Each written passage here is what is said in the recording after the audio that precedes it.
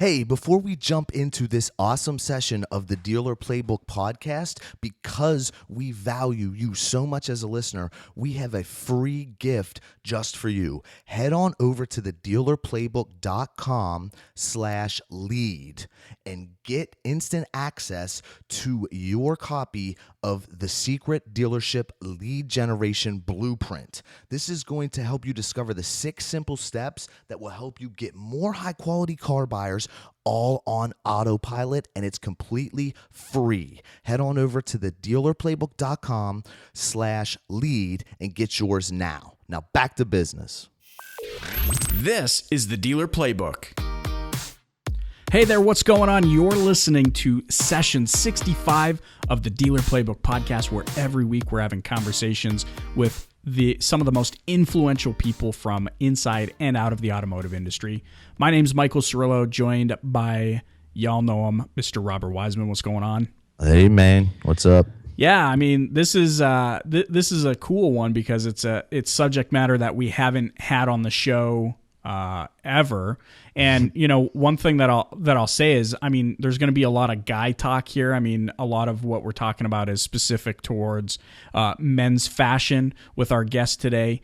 But you can take these same principles and apply them to yourself. If you're ladies, lady in the automotive but ladies, industry. if there is an expert like this for ladies that can talk this, what you're about to get into here, please hit us on Twitter.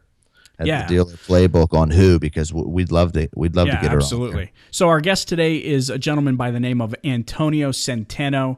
This guy's a very, very influential info marketer, and we could have gone that route with him, but specializes in, what's his website again? Realmenrealstyle.com. Realmenrealstyle.com. He is, one of the foremost experts on fashion for, dressing for success. Yeah, he's a style consultant. And so we thought, it'd be really cool to bring him on the show and talk about ways that you can present yourself to get the most out of your sales career or whatever it is that you're doing at the dealership. But Robert, you've been connected to this guy, watching, and checking out his blog and stuff like that.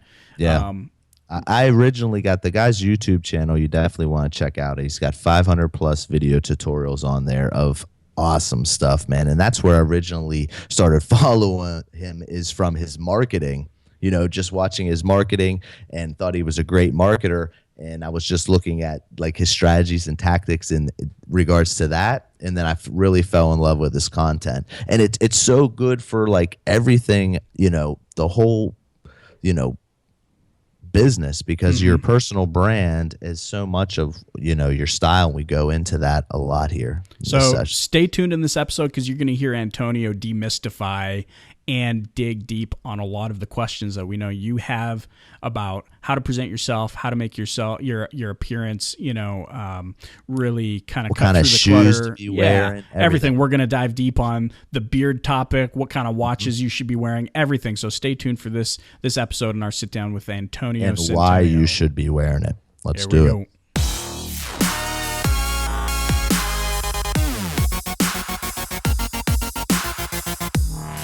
Hey, Antonio, thanks for joining us today.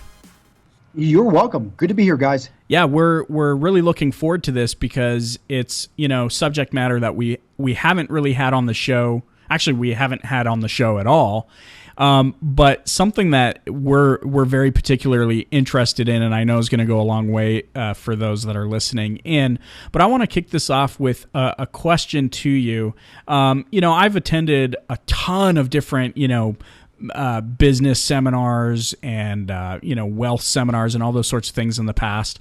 Very, very much so invested in the concept of personal growth and all those sorts of things. And there's one particular topic that always comes up, doesn't matter what seminar I go to, and it's the concept of dress for success. And there's a lot of I guess questions that I have for you that I know our listeners will have as well, that we're hoping you can kind of address and demystify. I guess the first one is, for me, the first, I guess, business seminar that I attended, they talked about the importance of being clean shaven, and I don't know if that was specifically directed at the type of business that I was getting myself into or the type of sales that I was getting myself into. But at that time, I had a pretty big, delicious looking beard, and it was a hard thing for me to shave that thing off in my own pursuit of whatever my definition of success was at the time.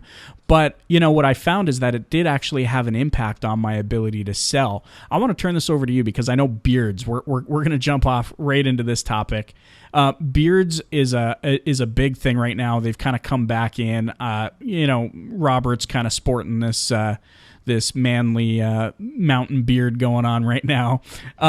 What's the consensus on that? I mean, what kind of, do you have any conclusive information? Yes beard or no beard? What are you finding works? All right, Michael, let me go ahead. And that's a great place to start because it's a trend. And so a lot of people in sales, I know you guys are staying up on, you see what is popular and you also feel a little bit of pressure and you want to try it out. But so the answer was actually in what you said, clean shaven. So the association for a long time has been if you have hair on your face, you are not clean. And my friend Eric over at Beard Brand, he has a big issue with the word clean. He has built he was on Shark Tank, and the guy has built an entire business on beard products. And he likes to call it fully or completely shaven, not clean shaven. But there is still an association, and it is out there. Some people feel that if you've got a beard, you are in some way dirty. So that's the issue with beards. Isn't that you are dirty or that you are clean. It's simply that they're polarizing. And so it's kind of like if you're in the Chicagoland area and you're a Green Bay Packer fan, you don't wear a Green Bay jersey and try to sell cars in Chicago. It's going to be, now some Green Bay fan will probably say, man, you're friggin' awesome. I love how you go against the crowd.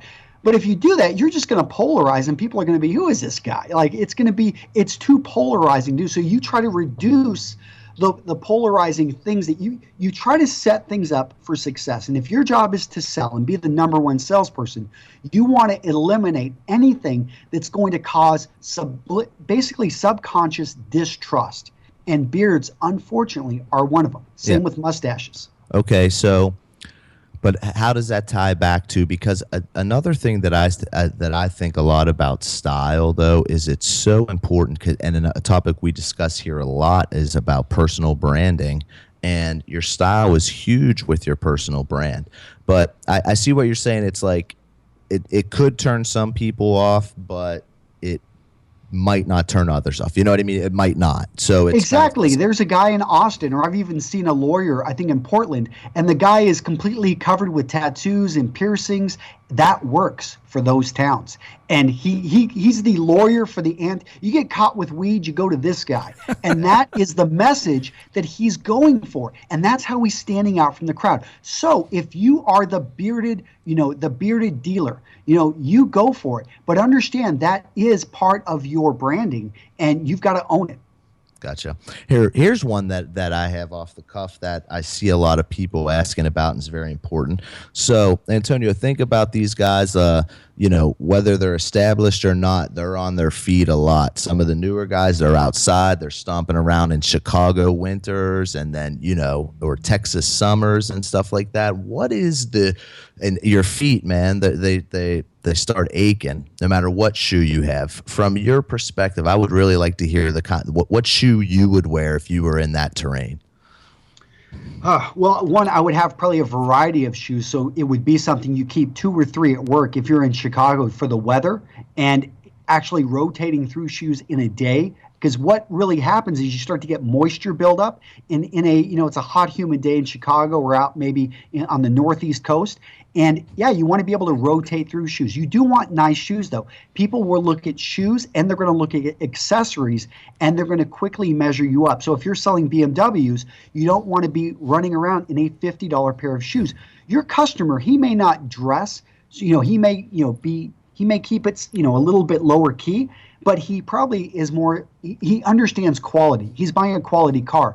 And if he looks down at your feet and you're wearing something that's glued together and costs $50 and is square-toed, he's going to say, can I really trust this guy? Versus if you pick up something like Alan Edmonds or maybe, Paul Evans. It really is finding a brand that works for you. Also making sure you get the right pair of shoes for your feet. Go through and go into a store, try on multiple brands. They all fit you differently, and practice wearing them. I think sometimes people are pretty darn soft. Honestly, when I was in the Marines, we throw on a rucksack and you go march 30 miles, and that's when your feet hurt. I understand being up on it all day. Well, yeah, dude, but don't some of those, like with the wooden bottoms and some of those really, really nice shoes that are beautiful and constructed great, like walking on pavement and walking on it's different than walking through an office all day, but then when you're walking on blacktop and grass and all that, is there like any particular brand? My favorite go-to, and I'd like your opinion on this, was the Cole Haan Santa Barbara. I'd get them in the tans and the blacks over and over again. Like, looked good. Comfortable, Air Max, like air in it, felt good on the foot. Well, I would say, if you feel good about them and if you can make a knowledgeable decision that they do look good, then I would say go for it. And that's the way that I like to teach. There's an infinite number of decisions you'll have to, men around the world will have to make when they get dressed. And my thing is, you need to focus in on fit, fabric, and function. And if you understand those three things in men's style, and just to apply them to your shoes, do they fit you properly? Do they feel good? It sounds like they passed that. Do they function properly? If your job, and I don't know what type, in this case, what you were selling, or when we're always selling something, if they actually fit, if they function right for your position, then great. And when I say fabric, what I mean is the overall, buy the best you can afford, and you want to do that. And the difference between sewn up shoes that are actually sewn versus shoes that are actually glued is going to be simply you can get them resold, rebuilt, and over the long term, you're going to get more value. But you're right. Some men, they are simply going to want a brand that has everything that you talked about, but you just need to own it, and you need to make sure it fits right. If you decide to be running around in a pair of Air Jordans and that fits your style, and you're dressed great, but you got this flashy pair of Air Jordans, and you're a young guy, and you are a Chicago fan, you can make that work for you, and people are going to remember. And that is stylish, and you can even measure. Hey, I don't remember the guy's name, but man, he was running from point to point. He brought me water, and he was wearing those Air Jordans. I think those are so overlooked. Everybody's always talking about ways to stick out and spending a lot of money, marketing, whatever, to do so. But little things like that, if you just have have it in you to take that chance, like, they can go a long way. And today more than ever, they're accepted. But you said fit. So my opinion, let me ask you this, if I'm right here, is that the fit is everything. Like, it's more important than you have this, great fabric shirt on made by the, high-end designer. Everybody knows it, and it's, the style is great. But if it fits you bad, it's like worse than having something cheap on that fits you good, right? It's close. I compare it to a stool, and that stool has three legs, like I said, fit, fabric, and function. And fit is the first leg of that stool that I would say you need to have on there. And the last one, if I had to lose on quality of the material and build, and if I was a little bit off in the function, the fit, though, I do not compromise on. And there's, from the practical concern of if it fits you, you will actually be able to move easier. And it just simply looks better. It makes you look healthier. A lot of guys spend time in the gym where they're in the best shape of their life. And having something that fits you is going to make you look great. If you're in bad shape and you've got an extra, 15, 20, 30 pounds around the midsection, well, if you've got something that fits you and does a good job of hiding that, it's going to make you look, better, more healthier, and therefore more trustful. Okay, so I've got a question here. It's kind of off of the topic of what we've been talking about, the fit, fabric, and function. But with today, in today's, I guess, society, as the millennials are coming up, and we try and be as non-judgmental as we possibly can. How do we approach this topic of your appearance matters without, I guess, offending people? Do you know what I'm getting at? I feel like people are like, look, I'm just going to throw it out there. And for those of you listening in, I'm not suggesting that these are my opinions. I'm just throwing it out there because I see a lot of it. Hey, visible tattoos or length of hair. We've already addressed the beard thing. Like they're like that. My opinion with that, what I say with that is, it's we don't make the rules. You just learn how to play the game, and unfortunately, like that's just how it. Well, I feel like I've even had this conversation with my own team. There's the two varying schools of thought, and that's why, Antonio, I'm interested in your perspective here. There's the perspective of, hey, look.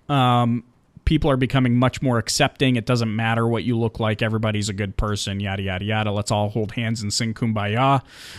There's the other school of thought, which I will admit is kind of closer to what I believe and what you just said, Robert, which is, hey, I didn't create the rules, but for some strange reason in the universe, we just naturally feel more open with somebody who presents themselves well. I'm a big suit in a way wearer. that we consider well. Yeah, exactly. I'm a big suit wearer. There's nothing better. Like I tell people I was born wearing a suit, and that I'm gonna get my wife to sew me a pair of suit jammers so I can sleep in a suit. But so that's kind of my school of thought. I really enjoy it. I like the way it makes me feel, etc. How do we approach this topic, especially in this in the auto industry, which at times can be very controversial? How do you approach that topic? Look, I'm not judging you. I'm just telling you that this is what we've seen work. But I am judging you, and I'm going to be straight up here. So what, you know what the kill radius of an M67 grenade is? Have no clue. It's 5 meters. And if you can't throw that grenade 5 meters, I don't want you near me or in a foxhole with me, close to me, because it's going to kill both of us. And if you hold on to this PC belief that looks don't matter, when you chose your mate based off of how they looked, when you made a decision to cross the street because the guy walking towards you looked like he may be high on some type of drug, you're ignoring reality. And that's why I don't focus on opinions here. I bring up the science. I've got a evolutionary biology degree from Cornell College, and that was my background. And my experience in the Marine Corps is in something you would think that it shouldn't matter how a Marine performs or how a soldier, or it shouldn't matter how he looks. But they are, the halo effect, which is where we associate good feelings or bad feelings based off of simply how somebody looks, came out of the military. It was called the halo defect. And Thorndike talked about this in the 1920s. And for over 100 years, they've been doing, we've got hundreds of studies. I cite many of them over on my site about how this is a real phenomenon. And we want to believe that we should, it's something we try to say and it feels good, but it is not reality. And I was just reading about, the protests on Wall Street, the Occupy Wall Street, and a guy was saying that he worked there. And you know what? When you wore a suit, you walked right through the police barriers. If you weren't wearing a suit, they stopped you. Now, how did they make that decision? Based off of looks, based off of presentation. And if a man wearing a suit jaywalks, 3 times as many people will follow him versus if he's dressed like a slob. If a man falls down and he looks like he's having a heart attack and he's dressed like a homeless man, people walk right by him. If he's dressed in the suit, people stop immediately, try to help him up, find out what's going on. That's the world. That's the world we live in. Mm-hmm. I'm not proud of that. We do judge. I've got I got 4 kids. I want them to live in a great world, but I also need them to understand that gravity is a real, exactly. Yeah. Gravity is not a theory. This is a law. And, you've got to understand that, you're going to, if you fight this, you're going to lose. No, I agree. I think anybody that's it out there agree. You'd like not to, but it is the way it is. So it kind of goes along with, I say stop moving in the opposite direction of the money. And in the context of what we're talking about today, it's like, look, if you want to, like you said, Antonio, if you want to be number one and you want to achieve your definition of success, and if that has to do with building trust, making money, then stop fighting against it. Stop, I guess with the political correctness of everyone's a good person. It's like, look, they might be a good person. And like you said, I'd love to have people not be so judgmental, but appearance does really affect how people treat you and what kind of an affinity or not that they have with you. So if that's the case, move in the same direction as the money. Stop fighting against it. Exactly. Hey, Antonio, what about the ability? Is it possible for the guy to be overdressing? Now we talked about BMW, and of course you're talking the higher end cars is one thing, but let's get down to somebody that's working. That guy listening that works at Kia. The girl listening that works at Ford. Like, you know what I mean? Like, what can you adapt? Can you adapt from your customer? Do you take anything from that, or going into that, how do you design your style? Yep, and that's where the function comes into it. So, and it's you have to remember who you are and what you're trying to do, but also pay very close attention to your audience. So I was just talking to a gentleman. He's going to be going to a conference. It's actually a plant-based, talking about I forgot the word horticulture, whatever, but basically it's a lot of landscaping. In that case, he's not going to want to wear a three-piece suit. He will not connect with his audience. On the other hand, he's a lawyer and he's talking about GMOs. So he's already talking about a controversial subject, and he needs to be presented in a way that he doesn't betray the expectation of the audience. That's the big thing. If you've got, do you guys have, Robert, you guys have any kids or Yeah, we both do. I have two Yeah, okay. boys. He has two boys and a girl. So you walk into an emergency room at 2 o'clock in the morning, and you immediately your kids are sick and they've got a fever, and you're looking, hey, where's the doctor? And some guy comes out, he's 25, but he's wearing torn tie-dye shirt, shorts. He says, hey, I'll take the kid. I'll take a look at him. Now he could have a degree from Harvard, but unless you got that white jacket on, you have betrayed my expectation with my most precious, with my child. And I'm wondering, I want to make sure you're not some random guy just on high, walking around the halls. Yeah, good point. I mean, the jacket makes it happen. That's the key. We've all got a uniform, and in the military, it was very clear what that uniform was and what the rank signified. We have those same things in the civilian world. They're just a bit more subconscious. So when I expect to meet a salesman, I have a certain expectation of what he's going to look like. Now, if you're selling, Fords, if you're selling, BMWs, you're selling, Mercedes, that uniform is going to change based off of not just, the area you're at, but also your clientele. Okay. So what tips before, I know we got to wrap this up, but I like where that's going. We should have went with this a while ago. What tips can you give on them determining that? Just some quick ones, like feeding off the individual, knowing that you're kind of in the right, you're not too fresh, but you're right in the just right zone. So, a number of things you're going to take into is, one, you want to look at your environment. Obviously, if in Chicago, you're going to have the weathers. You're going to be out there when it's cold. So you want to still present yourself well, but you don't want to be shaking. You don't want to look like you're ill prepared. So pay attention to that environment. Also look at, the city you're in. There's a difference between if you're in downtown Chicago or if you're going to be maybe in Highland Park, or you're going to be maybe out in Joliet or something like that. So it's a little bit different feel for those areas. Or if you're outside of the city and you're in Evanston, Illinois. So that goes into, you'll be able to dress down at the Mercedes dealership in Evanston, versus, if you're in downtown or if you're in New York City. So all that goes into it. Then you start to bring in, what type of message do you want to send? And if you're, if you're starting at the bottom at the dealership, you're not going to be wanting to wear cufflinks. You also have to pay attention. What are the people in the company going to be thinking of me? Are they going to think I'm pompous and I'm a little bit, because I'm outdressing them? So pay attention what the unspoken dress code is at the company. And you can dress very similar, even if your company does have a dress code. You could actually take your clothing and get it adjusted to fit you. And that would be something most people never go that extra mile and have that done.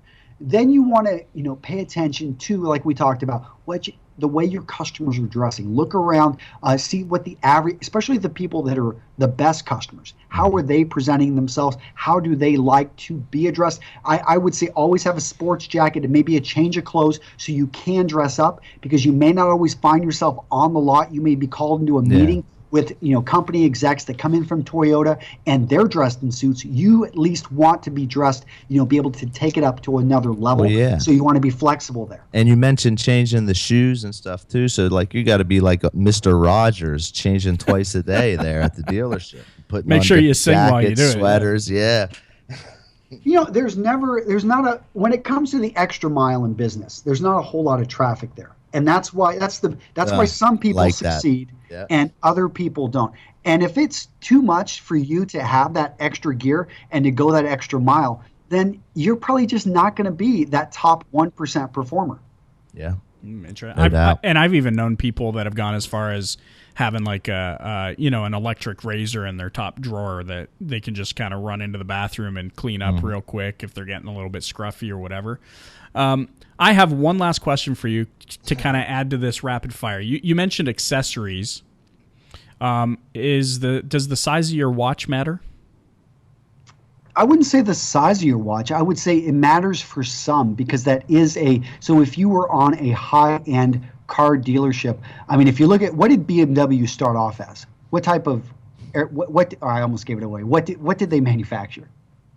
Wasn't it motorcycles first or something, didn't it? It was airplanes, wasn't it? Airplanes. Isn't that, if you look at the logo, it's a propeller. That's right, yeah. Yeah, and airplanes, I mean, it's a precision instrument. If that fails and you go down, that's not a good thing. Oh yeah, difference between an airplane and a car, but definitely, yeah. But that's a precision instrument. And I would say the same way that people get wrapped around their cars and they love them, they give them names, the same thing with watches. So you want to focus in on a quality piece, and, for a relatively small investment, you can get something, under, just a couple $100 that is respected. Once you spend and you get into it, if you happen to catch the bug, gosh, there are watches out there that cost $500,000. Now, I'm not recommending that. You shouldn't probably be having to work at a dealership if you can spend $500,000 on a watch. But the point is that it is something that if you're going to go into and become, understand it could become a conversation piece. So with that, thoughts on smartwatches? Ooh. I mean, it's not something that's really a collector's piece. You'll get more compliments, or more people will talk to you about Respectable, yes or no?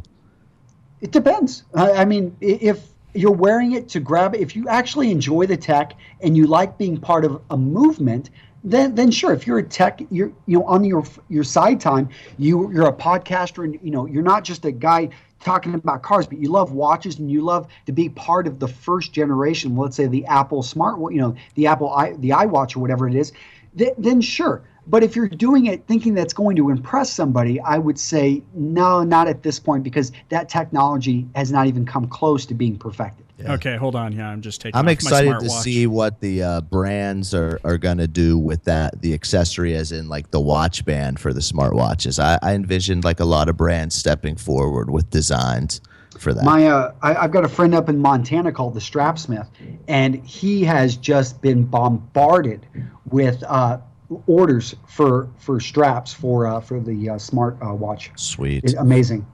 Listen, guys, you got to check this guy out, Antonio, man. That not only is he, a master of style, he is like a marketing monster too. Just so you know, we could have went that way with him, but thought that in this session, this was the way to go. Where's the website where you have like 500 plus blog posts and videos and whatnot?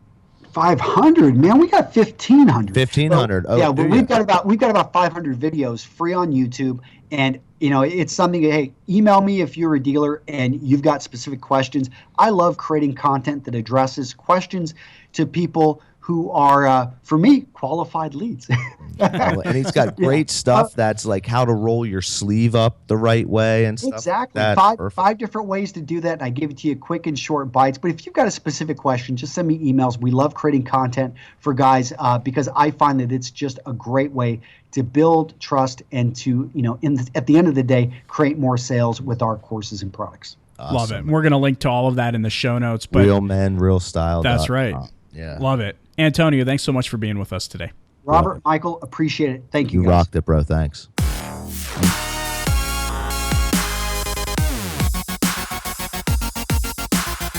And there you have it. That was Real Men, Real Styles founder, Antonio Centeno. Michael, you like that? I could tell you like that one. Throwing in some quite less. Yeah, dude. Hold on. I'm still trying to take off my smartwatch over here and throw the Hugo Boss back on or whatever.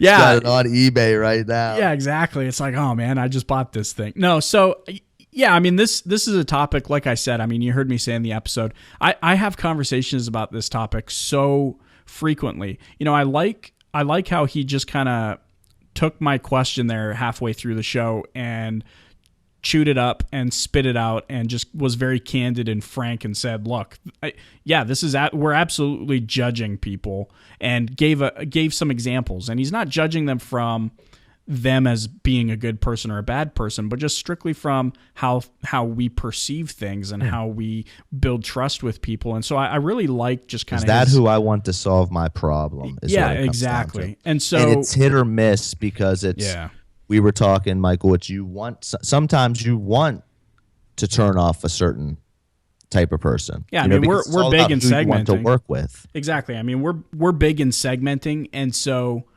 you know, and he addressed that right at the onset. It's like, look, you need to dress appropriate for the audience that you're trying to attract. So if you're, you know, in the context of your business, if you're running like a, you know, I'm going to go to an extreme obvious example, but if you're running a tattoo shop, I mean, fill your boots. You're going to have a specific target audience. But if you're a BMW dealer, a Mercedes dealer, you know, there's also a specific target audience there, and you need to make sure that you're presenting yourself to match your audience. Mm-hmm. That's it, man. That was great. I had a good time with that. So check him out. Subscribe to him on YouTube, and then also realmenrealstyle.com. That was he's got some great stuff, and, you know, learns every day. Yeah, absolutely. So we're going to link you guys up in the show notes, www.thedealerplaybook.com/65, if you can believe that. 65 episodes in on our trek to 100 episodes and beyond. But listen, check out the show notes. We'd love comments from you. And again, if you ladies have anyone that you know of that talks on this topic, but specific to the ladies' fashion, just hit us up. At the Dealer Playbook on Twitter, please. Absolutely. Hit us up at the Dealer Playbook on Twitter. Until next time, guys, thanks so much for listening in. We'll talk to you later. See ya.